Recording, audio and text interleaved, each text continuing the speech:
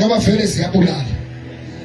Isitha masifuna ukukudonsela ekuthenini ugcina uhlabela amadlozi, sivele sibafikisa abantu bakini sebashona belandelana ubusuku nobusuku nobusuku, ulokhu baphupha njalo futhi bengakhulumi into embi, bekhuluma into enhle kuze ugcine ukholwa yilento, ugcine usufuna ukuhamba iy'nyanga ewumzalwane. Kanti mawusilisiwe ayihambi iy'nyanga, ayibahamba abathandazi, ayibamimzwana nabazalwane, awushisi impepho, awahlabela amadlozi.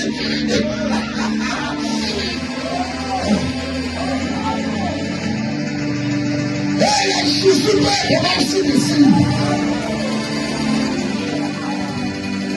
Usho uNkulunkulu ngoIsaiah 1:13 athi siyashiselana impepho phambi kwawo, ngoba impepho iyisinengiso kimi. Umzalwane oshisa impepho uyisinengiso kuNkulunkulu.